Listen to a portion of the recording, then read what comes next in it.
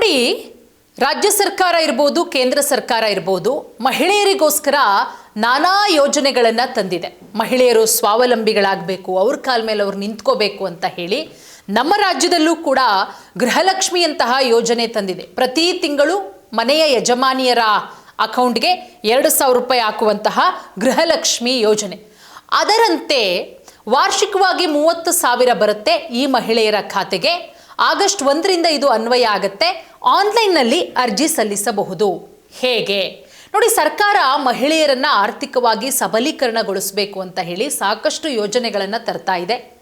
ಅದರಲ್ಲೂ ಕೂಡ ನಮ್ಮ ರಾಜ್ಯದ ಗ್ಯಾರಂಟಿ ಯೋಜನೆಗಳನ್ನು ನೋಡಿ ಬೇರೆ ರಾಜ್ಯದವರು ಅದನ್ನು ಫಾಲೋ ಮಾಡ್ಕೊಂಡು ಬರ್ತಾ ಇದ್ದಾರೆ. ನಮ್ಮ ರಾಜ್ಯದ ಗ್ಯಾರಂಟಿ ಯೋಜನೆಗಳು ಅದನ್ನು ನೋಡಿ ಬೇರೆ ರಾಜ್ಯದವರು ಫಾಲೋ ಮಾಡ್ಕೊಂಡು ಬರ್ತಾ ಇರೋದು. ಅದು ಬೇರೆ ಬೇರೆ ರಾಜ್ಯದಲ್ಲೂ ಕೂಡ ಆಗಿದೆ. ಕಾಂಗ್ರೆಸ್ ಸರ್ಕಾರದ ಗ್ಯಾರಂಟಿ ಯೋಜನೆ ಆದರೂ BJPಯವರು ಕೂಡ ಅದನ್ನು ಅನುಸರಿಸ್ಕೊಂಡು ಬರ್ತಾ ಇದ್ದಾರೆ. ಅದರಂತೆ ಈಗ ದೆಹಲಿ ಸರ್ಕಾರ ಮಹಿಳೆಯರಿಗಾಗಿ ಮಹತ್ವದ ಘೋಷಣೆಯನ್ನ ಮಾಡಿದೆ. ಆಗಸ್ಟ್ 1ನೇ ತಾರೀಕಿನಿಂದ ಅರ್ಜಿಗಳು ಆನ್ಲೈನ್ನಲ್ಲಿ ಲಭ್ಯವಿರುತ್ತೆ. ನೋಡಿ, ಸರ್ಕಾರ ಮಹಿಳೆಯರ ಆರ್ಥಿಕ ಸಬಲೀಕರಣಕ್ಕಾಗಿ ವಿವಿಧ ಯೋಜನೆಗಳನ್ನು ಆರಂಭ ಮಾಡ್ತಾ ಇದೆ. ಮಹಿಳೆಯರು ಆರ್ಥಿಕವಾಗಿ ಸಬಲೀಕರಣ ಆಗಬೇಕು ಅಂತ ಹೇಳಿ ದೆಹಲಿ ಸರ್ಕಾರ ಇದೀಗ ಒಂದು ಮಹತ್ವದ ಘೋಷಣೆಯನ್ನ ಮಾಡಿದೆ. ದೆಹಲಿ ಲಕ್ಷ್ಮಿ ಯೋಜನೆಯ ಅಡಿಯಲ್ಲಿ ಅರ್ಹ ಮಹಿಳೆಯರಿಗೆ ತಿಂಗಳಿಗೆ 2,500 ರೂಪಾಯಿ, ವರ್ಷಕ್ಕೆ 30,000 ರೂಪಾಯಿವರೆಗೂ ಕೂಡ ಆರ್ಥಿಕ ಸಹಾಯ ಸಿಗುತ್ತೆ.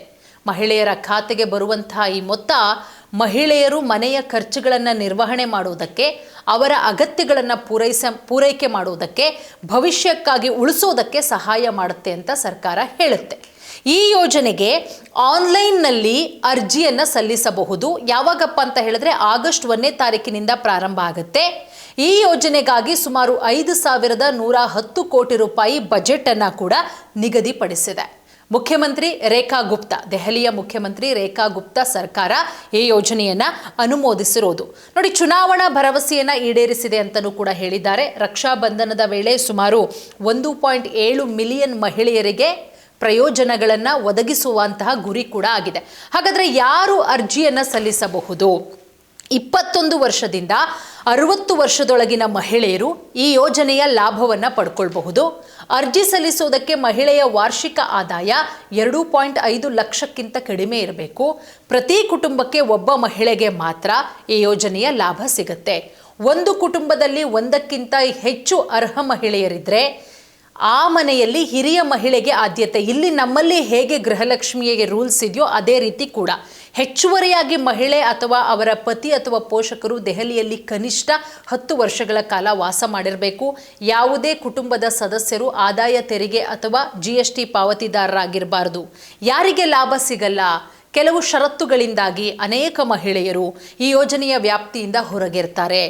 3ಕ್ಕಿಂತ ಹೆಚ್ಚು ಮಕ್ಕಳನ್ನು ಹೊಂದಿರುವ ಮಹಿಳೆಯರು ಅರ್ಜಿ ಸಲ್ಲಿಸೋದಕ್ಕೆ ಸಾಧ್ಯವಾಗೋದಿಲ್ಲ.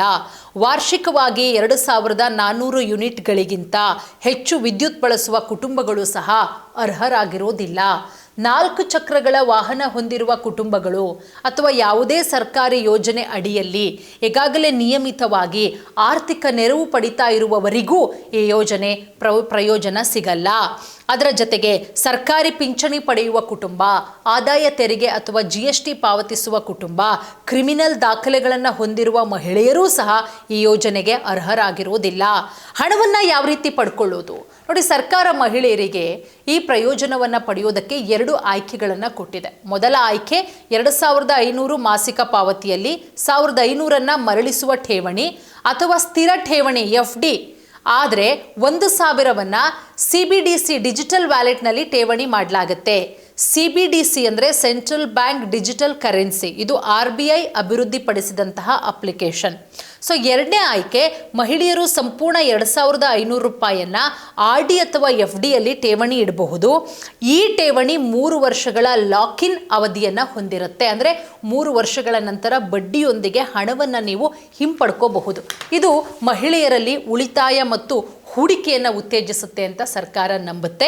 ಸೊ ಹಾಗಾಗಿ ಮತ್ಯಾಗ್ತಡ ಇದರ ಸದುಪಯೋಗವನ್ನು ದೆಹಲಿಯ ಮಹಿಳೆಯರಿಗೆ ಇದು ಅಪ್ಲೈ ಆಗುತ್ತೆ, ಕರ್ನಾಟಕದ ಮಹಿಳೆಯರಿಗಲ್ಲ. ಕರ್ನಾಟಕದಲ್ಲಿ ಆಲ್ರೆಡಿ ಗೃಹಲಕ್ಷ್ಮಿ ಇದೆ. ಹಾಗಾಗಿ ದೆಹಲಿಯ ಮಹಿಳೆಯರಿಗೆ ಅಪ್ಲೈ ಆಗೋದು ಆಗಸ್ಟ್ 1ರಿಂದ ಅರ್ಜಿಗಳನ್ನು ಸ್ವೀಕಾರ ಮಾಡಲಾಗುತ್ತೆ. ಆಗಸ್ಟ್ 1ರಿಂದ ಅರ್ಜಿಗಳನ್ನು ಕೂಡ ಸಲ್ಲಿಸಬಹುದು.